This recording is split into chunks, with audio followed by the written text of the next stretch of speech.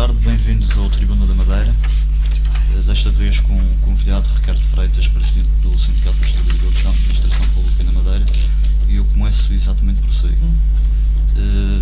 A Ministra das Finanças, Maria Luísa Albuquerque, disse na apresentação do Orçamento do Estado que este era o esforço exigido aos portugueses era o adequado. Na sua opinião, foi uma má escolha de palavra? Não, é um erro. É um erro profundo da Ministra das Finanças, na nossa perspectiva. Não está em causa a necessidade de cumprir algumas metas de rigor que possam efetivamente diminuir situações do déficit, nem da dívida. Aliás, o que constatamos ao longo destes últimos anos é que, infelizmente, apesar desta carga sucessiva de austeridade, as metas não foram atingidas e continuamos a dispor de um déficit orçamental extremamente elevado perante aquilo que eram as metas colocadas e a dívida aumenta.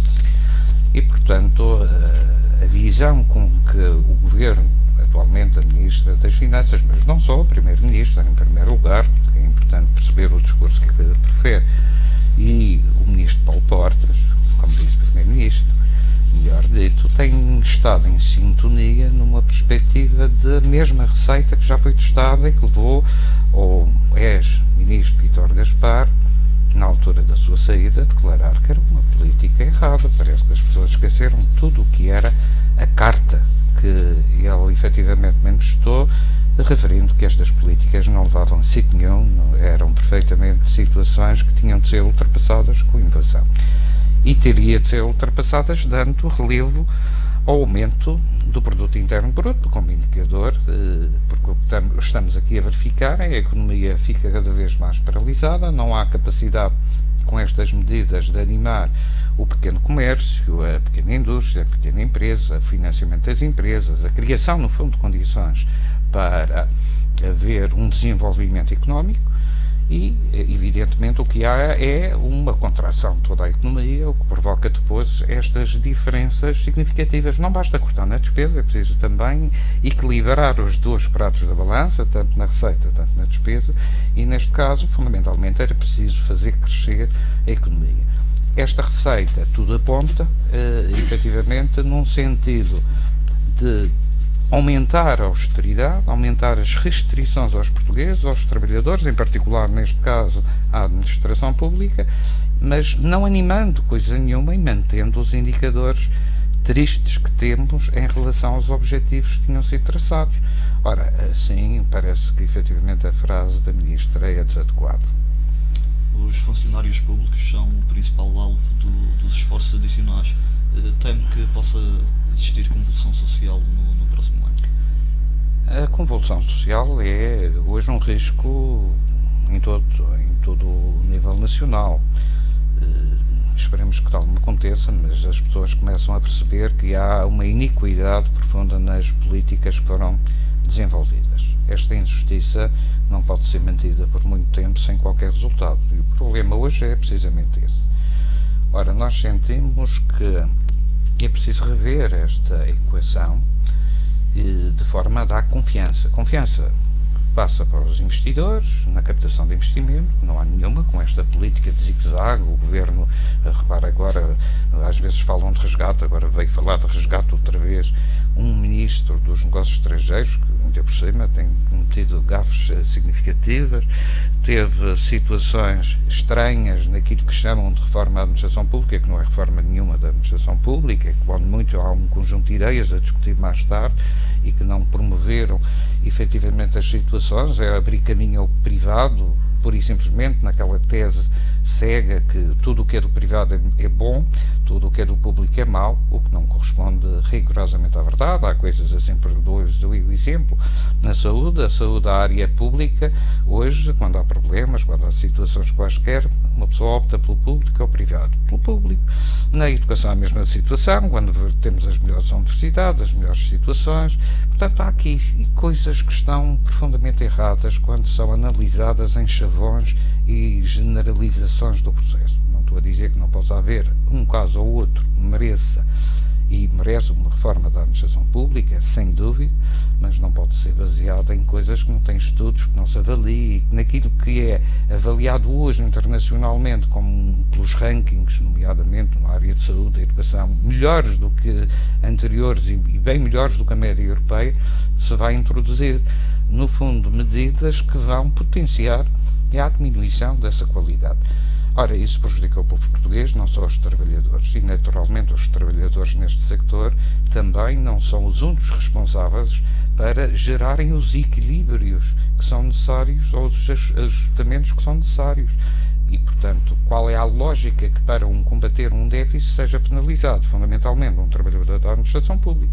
A distribuição e a justa distribuição faz-se no sistema fiscal, não se faz uma penalização sucessiva através de um grupo profissional ou a generalização de um grupo profissional, tanto mais agora quando se fala de cortes a partir dos 600 euros, quando se fala em situações de reforma que hoje já penalizam mais do que o próprio Centro Nacional de Pensões, a Segurança Social, com a introdução ao longo do tempo de um número de cálculo completamente diferente que desvirtua as coisas e muitas vezes se utiliza a semântica para enganar as situações. Fala-se de reformas em coisas que são cortes, fala-se em convergência em situações que não têm nada a ver com convergência. Por exemplo, dou um exemplo, a média, o salário médio da pensão na Segurança Social, em termos privados, é inferior à da Caixa Geral de Apresentações. Isto é um facto. O que é que as pessoas esquecem de dizer é que a média contributiva para esse grupo privado não, do sector privado, que hoje também abrange desde 2005 os trabalhadores da administração pública, tem uma média contributiva, o número de anos descontaram para esse cálculo de pensão de 22 anos, enquanto que a média contributiva na Caixa Geral de Apresentações é de 32 anos. Portanto, falarmos em salários médios de pensões em que um tem uma média de contributiva de 10 anos inferior é uma falácia. Como da mesma maneira é um erro presumir, por exemplo, na Caixa Geral de Apresentações, metade dos profissionais que hoje estão vinculados à Caixa Geral de Apresentações são licenciados.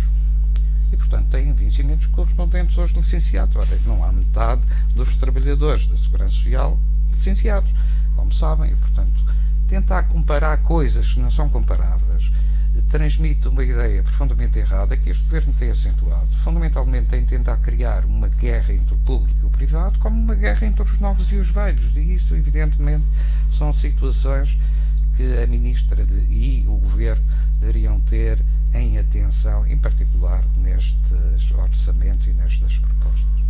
Dr. Carlos Pereira, este Orçamento de Estado para 2014 é mais do mesmo, é voltar a insistir no erro? Sim, este Orçamento de Estado é a continuidade de uma política que foi inaugurada por este Governo, uma política que tem a sua base a sua base de sustentação, a lógica de que é preciso apostar numa redução drástica do déficit da dívida e que essa redução drástica do déficit da dívida faz à custa de políticas exclusivas de austeridade. Isso tem sido assim desde que este Governo entrou em funções. É bom lembrar que este Governo foi bastante além daquilo que era um memorando da Troika que foi assinado pelos partidos. O memorando da Troika tinha, obviamente, medidas de austeridade, tinha um conjunto de medidas que tinham que ser implementadas, mas este Governo resolveu ir bastante mais além do que aquilo que estava previsto. E esse bastante além são muitos 1.000 milhões de euros que foram implementados em austeridade em Portugal, muitos 1.000 milhões de euros que levaram e conduziram a economia portuguesa para a situação em que está e naturalmente também a economia regional. E, portanto, isto significa que este Orçamento de Estado é a continuidade do falhanço, ou seja, de falhança em falhança, este Orçamento de Estado continua a ser mais uma versão do falhanço inicial, porque, como o Ricardo já disse, todas as medidas e as metas que estavam propostas a serem alcançadas não foram alcançadas até agora. Desde que a Troika entrou em Portugal, o déficit público reduziu-se pouco face àquilo que se pretendia. Para ter uma ideia, num ano com muitos milhões de euros de austeridade, o déficit público reduziu-se apenas 1 ponto percentual, A perspectiva de redução falhou todas as metas ao longo dos anos, como sabe, a Troika acabou por dar um benefício recentemente deste orçamento para 2013, de passar, eram para ser 5%, já passou para 5,5%, mas está em 5,9%, no fundo a ideia é que fica em 5,9% o déficit e portanto não os tais 5% que estavam previstos. Para o ano temos 4% de expectativas de déficit, mas que também porventura poderá não ser alcançado. Depois tem a questão do crescimento da economia que, enfim, tarda em acontecer, que é um aspecto fundamental, e tem uma questão essencial, que é a questão da dívida pública, que infelizmente continua ancorada acima dos 120 e tal % do PIB, o que significa que quando nós entramos para este programa da Troika tínhamos uma dívida de 90% do PIB e neste momento temos em 126%. Ou seja, em resumo, toda a política deste governo nos últimos 2 anos falhou perante aquilo que são os objetivos essenciais. Porque os objetivos essenciais, todo o povo português ouviu falar, era reduzir o déficit e reduzir a dívida. Ora, isso não aconteceu. Nós não conseguimos reduzir de forma significativa o déficit, nem conseguimos reduzir de forma significativa a dívida. Portanto, estes 2 objetivos não foram conseguidos. Mas pior que isto é que não só não conseguimos estes 2 objetivos, como ainda obtivemos, permitam-me chamar assim, 2 subprodutos que são muito maus para a economia portuguesa, que é o PIB não cresceu, ou seja, o produto não cresceu, a economia não se desenvolveu, não teve crescimento económico e o desemprego aumentou significativamente. E, portanto, isto é de facto o pior dos males, é uma tempestade perfeita, digamos assim, que o governo instaurou em Portugal. E este orçamento de Estado, infelizmente, não vai mudar nada. Ou seja, este governo não aprendeu absolutamente nada com os erros do passado e continua na sua tentativa de manter-se um bom aluno perante a Troika e perante a União Europeia e perante o FMI, etc. E os portugueses continuam a pagar estas incompetências deste governo e, portanto, isto é de facto um problema muito grave. Este Orçamento de Estado, só para terminar, este Orçamento de Estado, ainda por cima, neste caso em particular, tem a agravante de suportar todo um modelo de austeridade. Basicamente 80% do modelo de austeridade é sustentado nas famílias. Estamos a falar em salários, pensões ou prestações sociais. 50 e tal por cento, 56% em salários e pensões e 30% em prestações sociais. E, portanto, são as famílias que estão claramente a pagar todos esta austeridade e, portanto, todo o ajustamento se faz em cima das famílias. Obviamente que isto é, de facto, muito preocupante e nós não podemos esperar coisas muito boas em 2014 perante esta situação. O espectro de um novo resgate é perfeitamente possível, pode acontecer? Bom, há aqui algumas questões que ultrapassam um bocadinho o próprio governo português. Há aqui, eventualmente, a possibilidade de não existir um novo resgate, mas não tem a ver com a política do governo, nem tem a ver com estas medidas que foram tomadas. Tem a ver, basicamente, com o posicionamento da União Europeia perante estas questões dos resgates, digamos assim. A União Europeia não quer ter mais uma Grécia, como é óbvio, como podem imaginar. Não quer, não pode, seria catastrófico para a União Europeia, para o futuro da União Europeia, se isso acontecesse. E, portanto, a União Europeia vai fazer tudo o que está ao seu alcance para evitar que haja um novo resgate e uma situação tipo Grécia, digamos assim, na Europa. E, portanto, Portugal está um bocadinho acautelado por esta questão. Contudo, se os resultados desta política se revelarem maus, como parece, e se forem muito maus ao ponto de não serem suportáveis, poderá eventualmente haver aqui ainda o perigo de um resgate, eventualmente sob a capa de programa cautelar ou uma coisa mais soft e que aos olhos dos especuladores internacionais e dos mercados, como se convencionou dizer, seja mais aceitável. Agora, esse perigo não está de maneira nenhuma afastado, como parece evidente. Aliás, como o Ricardo referiu, o atual Ministro dos Negócios Estrangeiros, ainda ontem, julgo eu, numa conferência de imprensa dada fora de Portugal, disse que se os juros da dívida portuguesa não estiverem abaixo dos 4,5%, o novo resgate poderia ser evidente. Ou seja, isto significa que nós estamos com juros muito próximos de 6%, 4,5% ainda está muito distante, faltam 6 meses para esta decisão ser tomada e, portanto, enfim, até no próprio Governo há a sensação de que a questão do novo resgate pode ser colocada. E, diga-se em abono da verdade, que um governo que tem estado sempre à frente do que diz respeito às austeridades, aos resgates, a estas matérias, até o que parece é que o Ministro dos Negócios Estrangeiros sabe de alguma coisa. Ou seja, o Ministro dos Negócios Estrangeiros, ao que parece, de todo demonstrar que o governo já se prepara para uma coisa desta natureza, seja um resgate, seja um programa cautelar, e por isso coloca já esta fasquia, o que é de facto assustador. Ou seja, nós podemos estar perante um governo que anda a ocultar da sociedade portuguesa e dos portugueses uma situação de continuidade deste resgate, de continuidade desta situação de austeridade, volto a dizer, seja com a capa de resgate, seja com a capa de programa cautelar. O que é verdadeiramente relevante é que as pessoas têm que perceber uma coisa. Um resgate significa que o país não tem acesso aos mercados, não tem acesso a dinheiro e, em circunstâncias extraordinárias, há alguém que, de alguma forma, providencia esse mesmo dinheiro contra um programa de condicionalidades. Ou seja, o que está aqui em causa é o país perder toda a capacidade de ter uma política própria. E, portanto, se o Governo, a partir dos próximos 6 meses, no fim deste programa da Troika, não for capaz de sozinho ir aos mercados, de assegurar que não precisa nem de programa cautelar nem de resgate, estamos perante um falhanço estrondoso deste Governo, e este Governo, porventura, não tem condições de continuar, do meu ponto de vista. E, portanto, nós estamos perante, de facto, uma situação muito séria e que, como digo, perante estas declarações do Manchete, do Ministro dos Estrangeiros, a sensação que se dá é que o Governo já se prepara para um novo resgate e, portanto, começa a preparar espaço para que isso aconteça e, portanto, cria agora uma tabela, digamos assim, um critério que é os 4,5% dos juros, ou seja, se estiver acima dos 4,5%, temos que ter um programa cautelar ou um resgate. Portanto, isto é grave e isto pode significar mais austeridade e mais sacrifícios e enfim, e continuamos deste ciclo absolutamente inadmissível e inaceitável de austeridade sobre os mesmos e sobre as famílias e sobre as empresas mais frágeis. Dr. Lina Abreu, peço desculpa. Paulo Portas, o Vice-Primeiro-Ministro, já vislumbrou sinais positivos na economia portuguesa. Podemos saber quais? Muito bem. A pena é que esses sinais positivos sejam, à partida, sejam enterrados com este orçamento. Ou à partida não têm futuro com este orçamento. A mim choca-me quando tivemos uma economia a decrescer durante os últimos 10 trimestres, mais de 2 anos, e quando tínhamos uma previsão, esses tais sinais de crescimento que se prevê o último trimestre deste ano e também para 2014, 0,8% do PIB, que era o valor estimado de crescimento, e em contrapartida temos um orçamento que retira massa monetária em termos económicos reais, na economia real, mais de 2,2 mil milhões de euros. Custa-me aceitar que um governo que vá para o caminho mais fácil, que é retirar à economia 2,2 mil milhões de euros, quando diz que a consolidação orçamental é feita pela redução da despesa em 86%, mas desses 86%, 57% à custa, como já foi dito aqui, dos pensionistas, da função pública, dos cortes na saúde e na educação. Portanto, custa-me aceitar esta forma de consolidação orçamental, esta forma de obter o déficit, quando se sabe que à partida, com esta retirada do poder de compra das famílias e o aumento da carga fiscal sobre as empresas, vai retirar competitividade, vai retirar produtividade e vai retirar consumo, e ao retirar consumo no mercado, retira também aumento da receita fiscal. Penso que isso é mais previsível, é mais que evidente.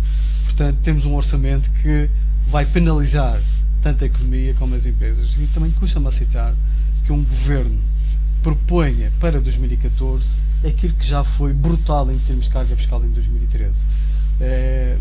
Feitas as contas, temos mais 426 milhões de euros em carga fiscal em relação a 2013.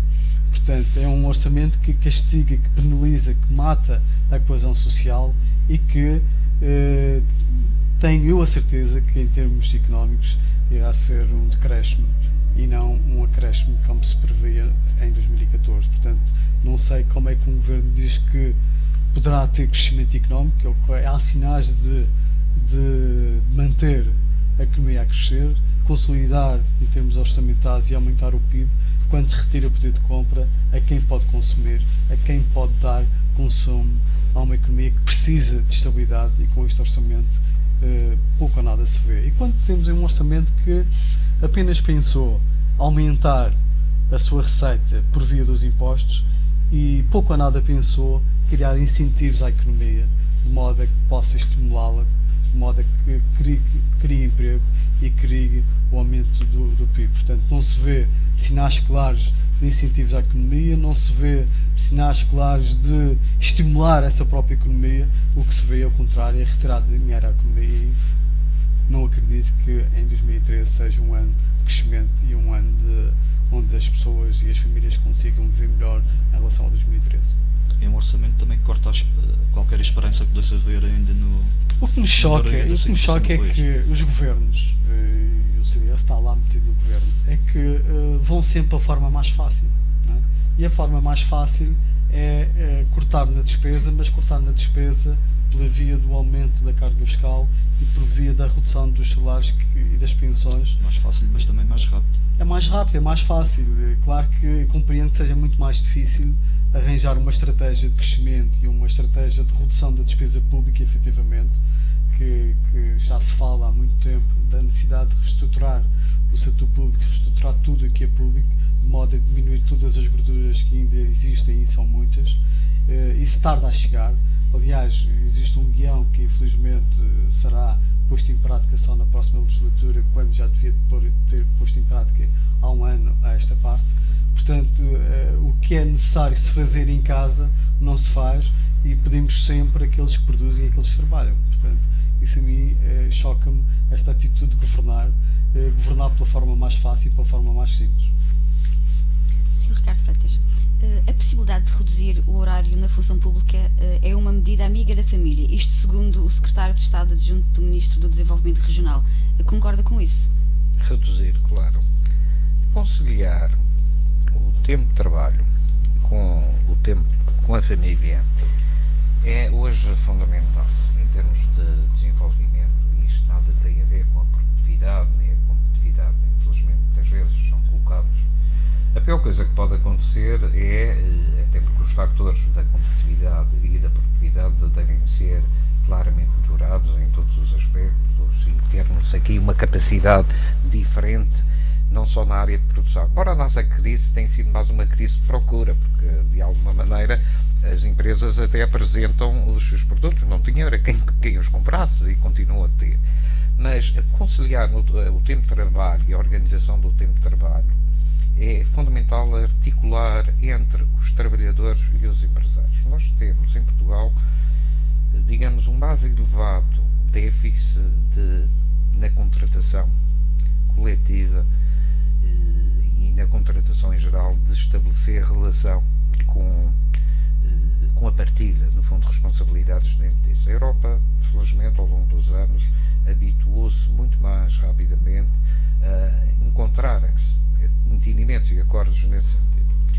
O que é disparatado é vermos hoje situações como esta do aumento, da imposição do aumento do horário de trabalho, que nada conhecia, coisa nenhuma, muito menos na administração pública, e cuja poupança indireta realmente é não entrar pessoas na administração, na sua renovação, é fundamentalmente diminuir o pagamento do trabalho extraordinário, dos seus suplementos. Portanto, é a miséria da miséria, criar situações completamente estranhas naquilo que deveria ser um impulso ao mercado interno, à economia interna. Mas a economia interna nunca mereceu qualquer atenção por parte do governo. As pessoas e os governantes teriam de perceber e otimizar aquilo que é o produto para a exportação e todo um sector exportador que deverá ser, como fizeram há muitos anos, desde há muitos os japoneses e outros países, portanto, sectores completamente diferentes, que se cria uma situação de otimização, de uma grande produtividade, custos de energia, custos de formação, todos os itens que são fundamentais na área da produtividade, na área da competitividade, e que passa pelos licenciamentos, desburocratização. Essas partes é que eram fundamentais desenvolver-se nas reformas da própria administração pública, a área da justiça e outras. Essas estão esquecidas.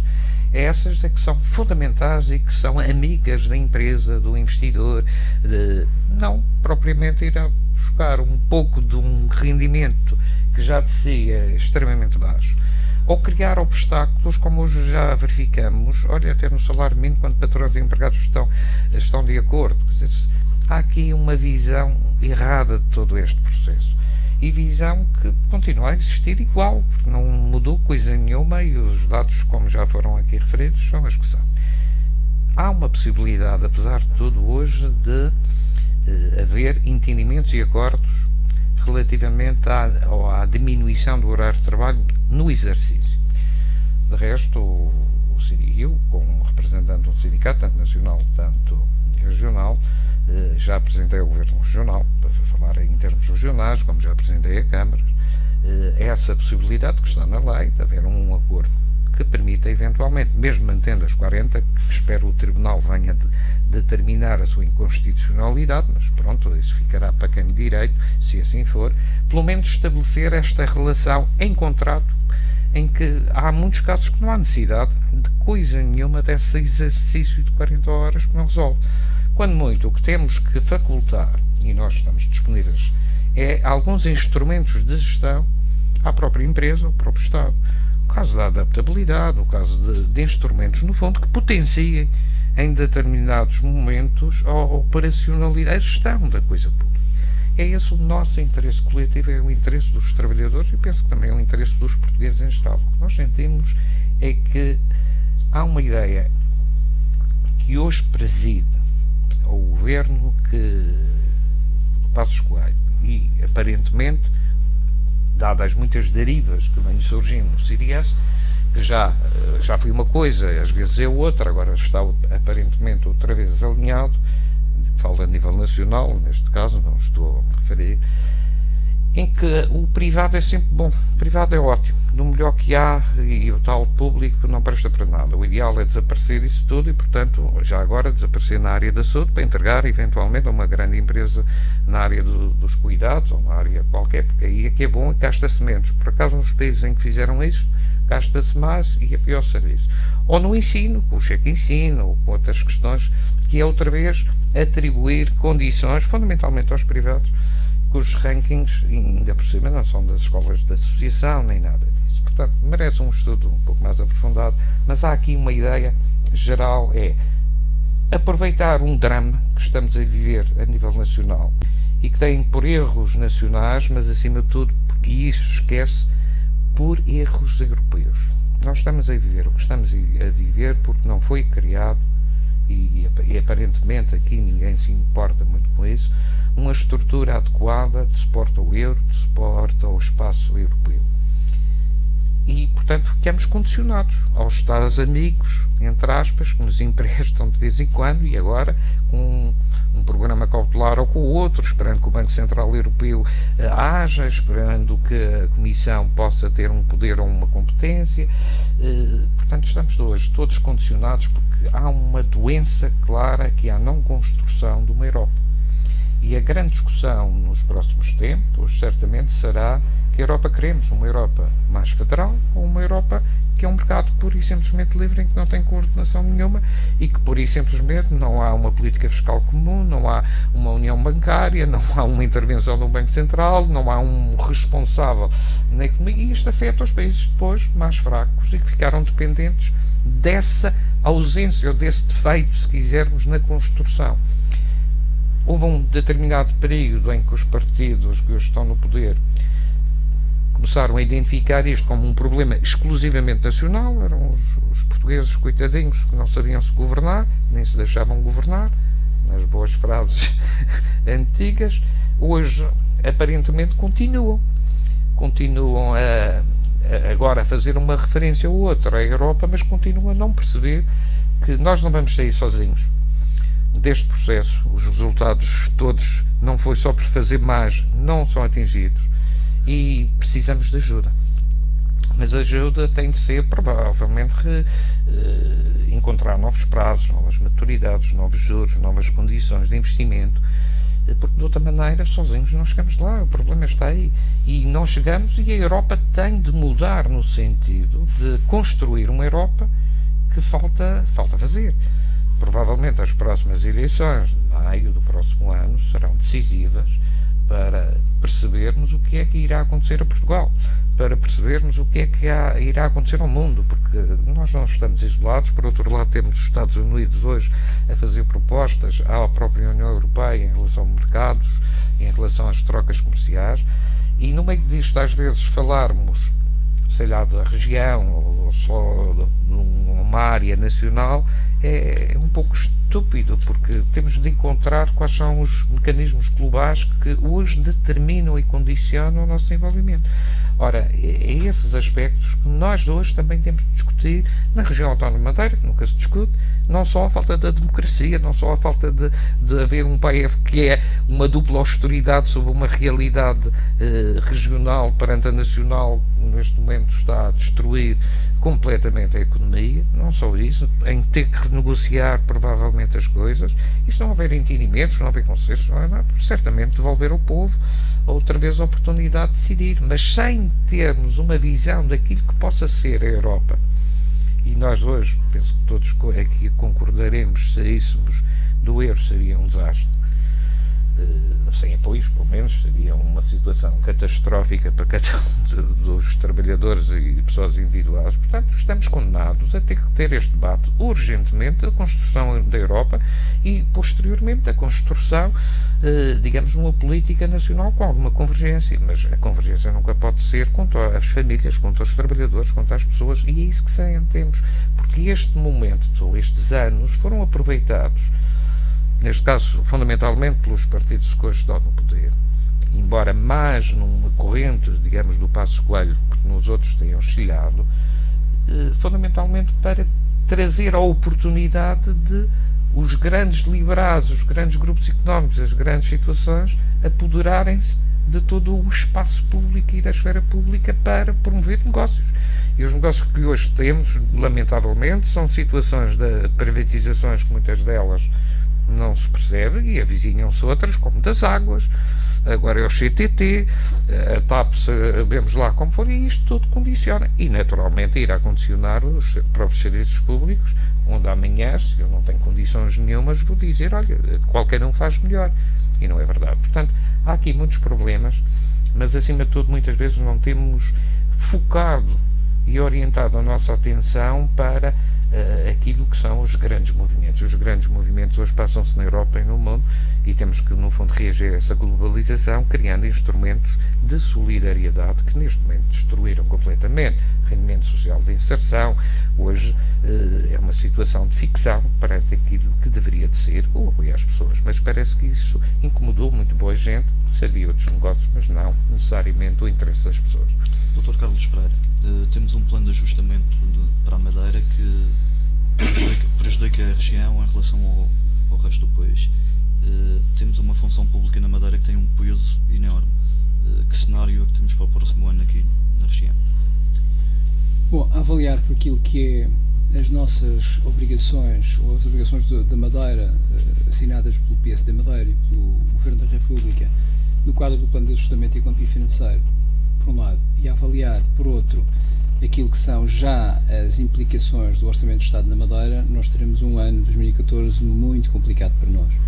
E não estamos ainda aqui a equacionar uma matéria relevante, que é aquilo que são as medidas que eventualmente se juntarão no Orçamento Regional, que serão, em parte, resultado daquilo que é o Plano de Ajustamento e Economia Financeiro, mas há aqui uma dúvida de saber se não haverá reforço de medidas de austeridade decorrentes de algumas questões que têm ocorrido, nomeadamente a questão da entrada da APRAM no perímetro da administração pública, ou seja, a contagem da dívida da APRAM para o déficit regional e para a dívida pública regional, o que significa, de facto, um buraco de 197 milhões de euros que tem que ser tapado de alguma maneira, se haverá medidas acrescidas complementares ou não. Portanto, há aqui, de facto, muitas dúvidas e há, de facto, muitas questões complicadas. Agora, daquilo que já se sabe, há uma matéria que me preocupa significativamente. Por exemplo, o Orçamento do Estado reduz de forma significativa as verbas para a região autónoma da Madeira. Só para ter uma ideia, em termos de reduções de verbas, nós estamos a falar de um corte de 40 milhões de euros naquilo que são as transferências a título de insularidade, mais um corte de 60 milhões de euros naquilo que eram os fundos de coesão que nós tínhamos acesso e com esta nova lei deixamos de ter acesso, mais um corte de 62,5 milhões de euros que era a linha de crédito do Lei de Meios do Banco Europeu de Investimentos, que era uma transferência para a Madeira e agora passou a ser um empréstimo. Ou seja, nós estamos a falar de uma perda efetiva para os madeirenses de uma verba que ronda os 160 milhões de euros. Ou seja, estamos a falar, de facto, de cerca de 12% do investimento do orçamento da região, o que é, de facto, muito dinheiro. Paralelamente a isto, a estas questões das transferências, há as questões do Orçamento de Estado que afetam diretamente os madeirenses. Estamos a falar, por exemplo, da redução de salários, que obviamente nos afeta, das questões das pensões que nos afetam, dos aumentos de impostos que nos afetam, do IVA, do imposto do IVA sobre a restauração, que na Madeira mantém-se os 22%, do IRC, que está a nível muito elevado, do IRS, que mantém os níveis próximos iguais aos da República, Enfim, nós estamos a falar de uma catástrofe de medidas que vão cair em cima dos madeirenses, sejam famílias, sejam empresas, e que obviamente vão reduzir toda a margem de manobra da economia regional e das famílias regionais. E, portanto, isto é de facto muito complicado. E isto, já para não falar das medidas do Plano de Ajustamento Económico e Financeiro. Ou seja, o que quer dizer com isto é que nós estamos confrontados com uma dupla austeridade. Temos, por um lado, a austeridade que vem do Orçamento de Estado e que nós somos confrontados com ela e temos que as aplicar, e por outro lado temos a nossa própria austeridade que está descrita e assinada no Plano de Ajustamento Económico e Financeiro, que será traduzida para o Orçamento Regional. E, portanto, os madeirenses são hoje os portugueses que mais austeridades estão confrontados. E isto... Se os madeirenses achavam que este ano de 2013 tem vindo a ser particularmente difícil, não têm a mínima noção do que é que vem daí a caminho. Há um outro problema, é que os madeirenses têm um problema acrescido, é que o Governo Regional da Madeira já não governa. E os madeirenses já nem sequer podem esperar que o Governo Regional da Madeira os proteja, porque um Governo Regional, ou um governo, qualquer governo, a principal função é proteger os seus cidadãos. Ora, este governo do PSD já não protege os seus cidadãos, já nem protege os seus militantes, que é mais grave. O PSD já não os protege. Aliás, se nós formos apreciar aquilo que têm sido os últimos meses da política regional, o que nós vemos é que o partido da maioria, o partido que governa ainda o governo, é um partido que está, obviamente, mergulhado em lutas significativas, sistemáticas e permanentes nos seus principais autores e protagonistas, e que está, nos últimos tempos, pura e simplesmente preocupado em discutir as datas do Congresso Eletivo. Ou seja, se o Congresso é em dezembro, se é em junho, se é em dezembro, se é em junho, e andam nisto. Sobre aquilo que é a evolução do desemprego, sobre aquilo que é uma coisa grave que passou absolutamente despercebido na Madeira, que foi os últimos dados sobre o pedido de compra regional, o pedido de compra do país, o índice de pedido de compra, em que a Madeira aparece como a segunda região em 7, a penúltima região em termos de pedido de compra, e em que no top 10 dos concelhos mais com pior pedido de compra, a Madeira põe 3 concelhos no top 10 dos com menos pedido de compra. Ou seja, este é o resultado daquilo que foi as políticas do PSD e do Jardim. E, portanto, perante estes casos em que o pedido de compra desta maneira, desemprego a crescer, economia a cair, falências todos os dias, uma notícia hoje do Diário de Notícias apresenta num ano 800 e tal empresas que morreram na região autónoma da Madeira. Perante isto, o que é que faz o PSD? Discute aquilo que vai ser o Congresso Eletivo para ver quem é que vai mandar no PSD e quem pode ter as expectativas de ser Presidente do Governo no futuro. Ora, este é o que os madeirenses têm que esperar. Ou que os madeirenses em 2014 podem esperar, e isto é muito preocupante, podem esperar uma situação de austeridade agravada, um plano de ajustamento que não está a mudar de rumo, porque nós já dissemos, e volto a dizer, só há um caminho para a Madeira, que é mudar este plano de ajustamento, que é rever este plano de ajustamento. Eu quero dizer alguma coisa sobre isto daqui a bocadinho, porque acho que é muito importante. Por um lado, dizia eu, os madeirenses estão confrontados com isto, estão confrontados com um orçamento de Estado em que estas medidas vêm agravar significativamente o enquadramento financeiro, sobretudo pela redução de transferências, que é significativa, são 160 milhões de euros. E por outro lado, não tem um governo com medidas complementares, com uma agenda de complementos, com uma agenda de ajudar a economia madeirense, de ajudar as famílias, não tem nada disto. Tem um governo preocupado em saber quem é que vai ser o grande senhor a seguir do Dr. Jardim e depois da asneira toda que o Dr. Jardim fez. Isto é, de facto, muito preocupante. Mas repare, a partir de 2015, quando acaba o programa de ajustamento da Madeira, ou quando terminaria o programa de ajustamento económico e financeiro da Madeira, a Madeira vai estar confrontada com uma situação que é um bocadinho caricata, que é, passados estes 4 anos, nós mantemos uma dívida toda para pagar. Nós vamos continuar a ter 6,5 mil milhões de euros de dívida para pagar. E a pergunta que vai ter que se colocar na altura é quem é que vai pagar esta dívida, porque a Madeira não pode pagar, não tem dinheiro para isso. Porque se fizermos uma conta de mercearia muito simples, qualquer um dos meus colegas fará isso facilmente, uma conta muito simples de 6,5 mil milhões de euros, com uma taxa de juros de 3% e para pagar, mesmo que seja a 20 anos, embora haja muitas daquelas dívidas que estejam feitas a 10 anos, que ainda é mais grave, portanto, mas vamos estender isso para 20 anos, nós vamos ter que entregar para aí 400 ou 400 e tal milhões de euros por ano só para serviço da dívida. Ora, as nossas receitas próprias são 700 milhões de euros. Portanto, nós ficamos com 200 e tal milhões de euros para comer, para fazer coisas, para pagar a administração pública. Isto é impensável. Isto é uma equação impossível. Ou seja, digamos que isto não acabou aqui. Nós tínhamos que ter um governo neste momento preparado para que em 2016 não soubéssemos o que fazer com isto. Como é que nós vamos gerir isto? Nós temos que negociar os prazos, temos que negociar juros, temos que negociar uma série de coisas. Mas uma coisa é certa, não pode ficar assim. Porque nós não vamos ficar a pão e água, não é? Quer dizer, os madeirenses não podem ficar a pão e água, têm que ter uma solução. E este governo já não tem soluções. Este governo não tem soluções. E a pergunta que me fez é muito relevante, e ainda mais relevante, não apenas por aquilo que já está decidido, que é Orçamento de Estado, que é Orçamento Regional, que é Plano de Ajustamento Económico e Financeiro, mas é sobretudo pela total ausência de alternativa que este Governo apresenta ter. Ou seja, este Governo não tem nenhuma agenda para sair desta solução. A única agenda, volto a repetir, deste Governo é marcar um congresso para saber quem é o próximo senhor do PSD. Ora, isto é muito grave e isto, de facto, pode fazer antever um ano de 2014 catastrófico e eu diria até o pior pesadelo que alguma vez os madeirenses tiveram. E isto não é ficção, bastando para isso olhar os factos e olhar aquilo que eu acabei de referir. E, portanto, eu tenho muito receio daquilo que pode ser. O Partido Socialista, já agora, puxando um bocadinho a brasa à minha sardinha, o Partido Socialista fará aquilo que me parece mais evidente na discussão de Orçamento Regional. O Orçamento Regional é o único instrumento que pode existir para contrabalançar estes efeitos que acabei de referir.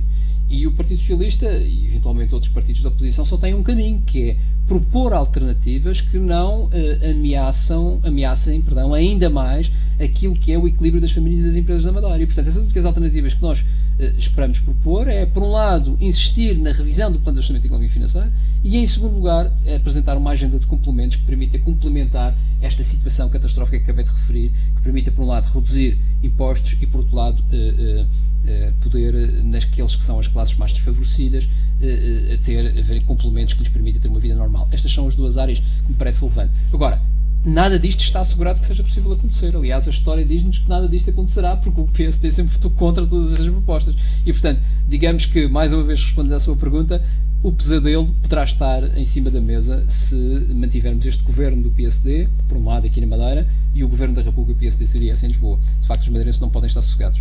Dr. Lino Abreu, não foi há muitos anos que a Madeira passou de região com o PIB mais elevado do país para uma espécie de nau sem rumo, nas palavras do Dr. Carlos Pereira. Pois, há uns anos curioso, atrás é que nós já éramos... Mas o Lino Abreu, mas que é curioso que ainda continua a ser a segunda região com o PIB mais elevado do país, apesar de estarmos todos de pantanas, mas pronto, continuamos a seguir a segunda região do país, mas é a questão, é a tal questão, está influenciado pela Zona questão Franca, da influência que tem e que nós sempre avisamos, que nós não podemos ser avaliados pelo indicador Produto Interno Bruto per capita, que é aquilo que nos avalia, tendo em conta a sobreavaliação que este PIB tem decorrente das importações da Zona Franca da Madeira, porque nós não beneficiamos dessas importações. E o PSD e o Governo sempre hesitou em fazer isso. E isso é uma das razões pelo qual nós perdemos dinheiro das eleições regionais, perdemos agora dinheiro, e eu esqueci-me de dizer isso há bocadinho, é muito importante, dos fundos europeus. Nós perdemos mais de 100 milhões de euros dos fundos europeus, já tínhamos perdido 500 milhões no passado, e tudo isto por estas incompetências do Governo naquilo que é a avaliação do nosso desenvolvimento, porque não querem permanentemente utilizar este indicador. Mas o PIB agora não pode ser usado como um exemplo de que a Madeira está bem e recomenda-se. Pois não, infelizmente a Madeira foi... Aliás, o Governo Regional fazia força dessas palavras no exterior quando dizia que a Madeira vivia muito bem, que tinha um PIB acima da média nacional e que os madeirenses tinham um maior poder de compra do país e que na Madeira nada fazia crer que a Madeira no curto espaço de tempo passaria pelas dificuldades que está a passar. O que é facto é que com esse PIB que nós passamos e chamamos a atenção das entidades europeias, tínhamos um PIB acima da média nacional, foi-nos reduzido, foi-nos retirado o objetivo 1 para o objetivo 2, retirando assim cerca de 500 milhões no quadro comunitário anterior e, como disse agora o Carlos Pereira, mais 100 milhões do próximo quadro comunitário, aumentando toda a carga fiscal que nós vamos ter. Contas muito fáceis que estas medidas de austeridade que se prevê para 2014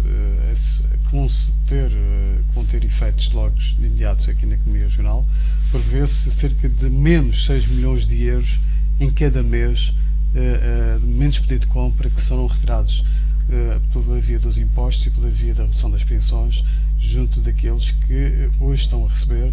E esses 6 milhões de euros, a menos na nossa economia por si só, que já é frágil, vai ter uma consequência gravíssima junto das pequenas e médias empresas. Como todos nós sabemos, hoje, infelizmente, já se encerram 3 empresas por dia e com esta redução de poder de compra, cerca de 6 milhões no mês, o que aumenta para mais de 80 milhões ano, penso que a nossa economia irá ter vai ser sacrificada e vai ser muito difícil mantermos o estado económico e social que vivemos atualmente. O que é facto é que este governo não tem solução. Isso é uma realidade. Não se vê medidas que possa colmatar e que possa fazer face a estes cortes que se prevê para 2014.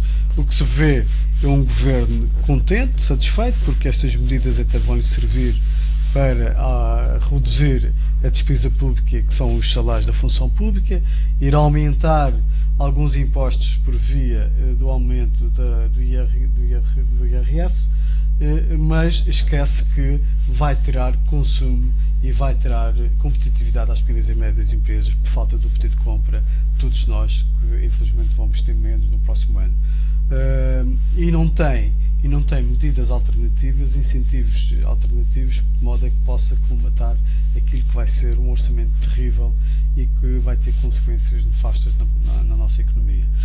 Queria-vos dizer que também, em termos de transferências do Orçamento de Estado, não tínhamos dúvidas que este ano vai ser um ano dramático, não é? As reduções vão ser superiores àquelas que já se vinha a sentir no ano 2013, vamos ter menos cerca de 120 a 130 milhões de euros em relação ao ano anterior, e que o que nos resta em termos de investimento continua a ser a lei de meios, porque para além da lei de meios desconfio muito que o orçamento da região para 2014 vai ter pouco mais do que é obrigatório a conclusão das obras referente à lei de meios. Como sabemos, estamos limitados ao investimento público e eu não acredito que, para além desse valor que está previsto na lei de meios, que haja muito mais e que possa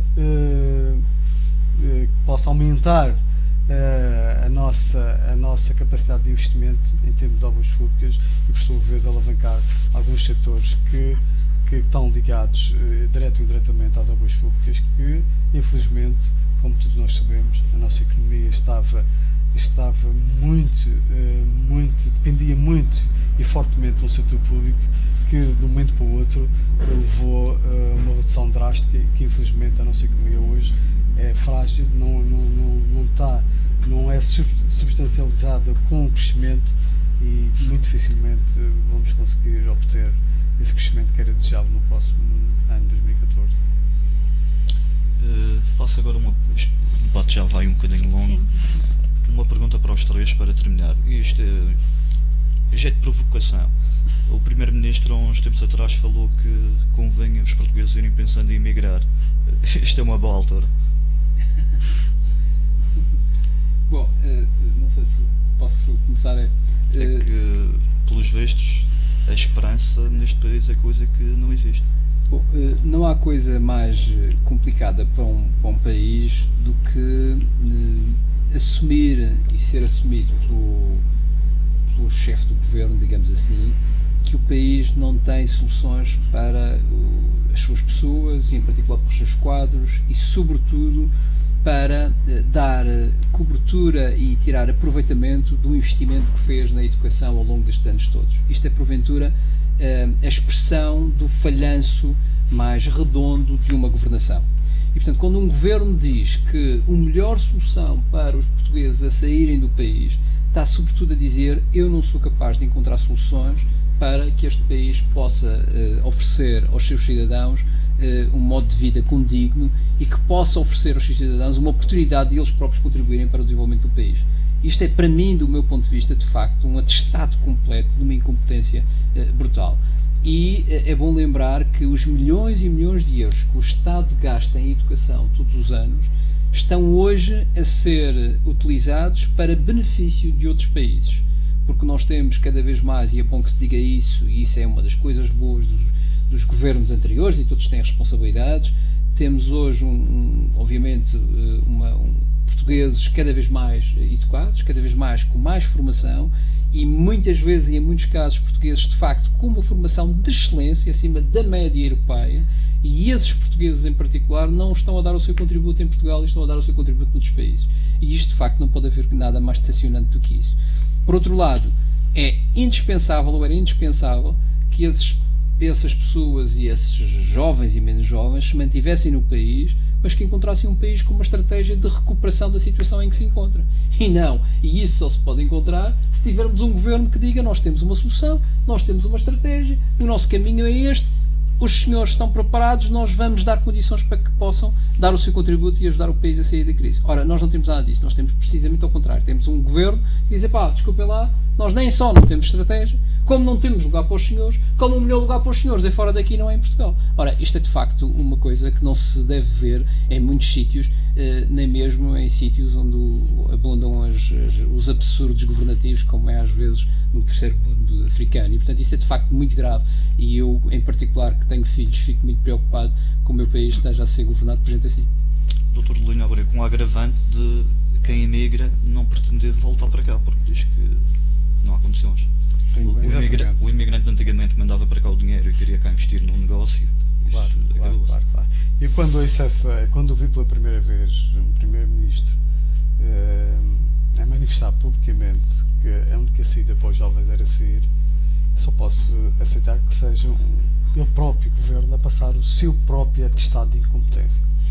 Está a passar aí a ele próprio, a todo o governo, um atestado de incompetência que não é capaz de criar alternativas, não é capaz de criar expectativas, confiança e esperança aos nossos jovens que pretendem trabalhar e criar riqueza e ser empreendedores num Estado que não cria as condições para isso. Criam-se expectativas ao longo de uma vida, ao longo de uma vida académica, e depois, quando se acaba um curso que muitas famílias custam enorme, é um custo elevadíssimo ter um filho a estudar, e quando se chega ao final de 4 ou 5 anos, o Estado, o próprio Governo, não é capaz de ir ao encontro dessas expectativas que foram fraudadas no final de um curso. E quando ouço um primeiro-ministro com a responsabilidade que tem, que devia, ao contrário daquilo que disse, que devia dar uma palavra de conforto, que devia dar uma palavra de estímulo, de motivação, a única coisa que sabe dizer é que é melhor sairmos para ter uma vida melhor. Portanto, a mim assusta-me ouvir isso, e só pode estar um governo por si só a passar o seu próprio atestado de incompetência, não ser capaz de criar as medidas de modo a que vão em conta das expectativas que foram criadas ao longo de uma vida, no final de uma vida escolar, que infelizmente temos um país que não vai ao encontro daquilo que é o primário, que é, quando se acaba um curso, pelo menos ter um mercado que dê emprego e crie emprego, e que crie riqueza, e que não se abandone, que se não ponha lá fora aquilo que nos custou a criar, que é a criar homens com saber e com conhecimento, e que esse saber e que esse conhecimento seja explorado pela Europa fora, e que não seja explorado cá dentro. Tem duas coisas. Eu não vou repetir, naturalmente, o ajustamento mais normal, e isso sempre foi feito no mercado de trabalho, é para sobreviver, é preciso procurar o trabalho. Nós cá procuramos, claro. Triste é, indiscutivelmente, o país não tendo uma ideia, não tendo uma estratégia que se conforme com essa realidade de sair. Infelizmente é isso que assistimos hoje, e portanto as pessoas, os trabalhadores, desde os anos 60 como agora, procuram, queriam e não encontram neste momento no país nada. Primeiro vamos só duas coisas que me parecem eventualmente importantes no meio disto, e centrando agora na região. Nós perdemos hoje completamente a autonomia. Isto parece que é uma coisa que não incomoda as pessoas enquanto aos trabalhadores. Incomoda pouco a vida partidária, incomoda pouco o poder. Ora, não há autonomia. Nós não temos uma política fiscal. Somos dirigidos em grandes áreas por disposições nacionais. E, curiosamente, o poder regional acomoda-se perfeitamente a isso. E, de alguma maneira, isto parece não revoltar, não indignar. Porquê? Porque assinaram um PAEF que não presta para nada, que está tolhido. O que é preciso também? Recuperar a autonomia, recuperar uma política fiscal, haver investimento. Os Açores está em condições hoje que, sendo também uma região, têm conseguido, não tem comparação no dinamismo têm conseguido dolar alguma perda de rendimento, nomeadamente as pessoas, e não têm a nossa potencialidade. Nós sempre identificamos e partilhamos aqui uma área de investimento, o Centro Internacional de Negócios está separado, agora um pouco recuperado, mas sempre entendemos o Centro Internacional de Negócios no modelo público e não para o negócio privado, como tem a maioria. E parece que também depois vêm estes indicadores que transportam o PIB para aquelas situações. Toda a Zona Franca e todo o centro produzem para o espaço nacional. Também podia ser derramado o PIB em todo o nacional e teríamos um PIB completamente diferente em termos regionais. Mas não é o PIB mais que interessa, e já houve propostas, e não tenho nada contra isso, de outros indicadores. Mas mesmo que este indicador fosse derramado por aquilo que é um papel nacional, veríamos que as condições de pobreza, de desemprego, nós temos a pior região em termos de desemprego. E desemprego de longa duração. E mesmo assim somos uma região de imigrantes, porque as pessoas procuram oportunidade, porque não podem estar aqui e vão para o outro lado. Então, se não fossem, o que não seria. O problema é esta realidade em todos os dias. A fileira da construção morreu, não vai Mas a própria, peço desculpa por interromper, a própria imigração já não há aquelas oportunidades que havia antigamente. É uma imigração diferente, como também há pouco já referiram. Hoje há uma qualificação diferente também das pessoas, mas mesmo nestes sectores tradicionais ainda vemos, e está hoje evidenciado, ou seja, no turismo, na construção, na hotelaria. Agora, há que mudar também este núcleo de negócio. Nós estamos a crescer agora, felizmente, alguma coisa na área do turismo. Temos que voltar a ter um centro internacional e uma política de captação de investimento, mas com uma ideia, não é uma ideia para ganhar o privado, é uma ideia para desenvolver a região. E isso não se nota. E eu quero terminar por uma situação que me incomoda desde sempre. Porque depois o poder de compra é o que é, a realidade da pobreza é o que é, e os indicadores de pobreza são alarmantes. O problema é, também não existe aqui diálogo social. Também não existe aqui concertação. O governo faz as coisas sozinho, não fala com empresários, com políticos, com sindicatos, não fala. Não estabelece pontos, não estabelece ideias comuns para ultrapassar eventualmente as nossas dificuldades. E curiosamente, num período em que perdemos os instrumentos de gestão própria, de capacidade de gerir a nossa vida em termos políticos. O próximo orçamento será o que o Ministro das Finanças quiser. E, infelizmente, o Presidente do Governo Regional e o Governo Regional só faz de conta. E isto aqui é impensável.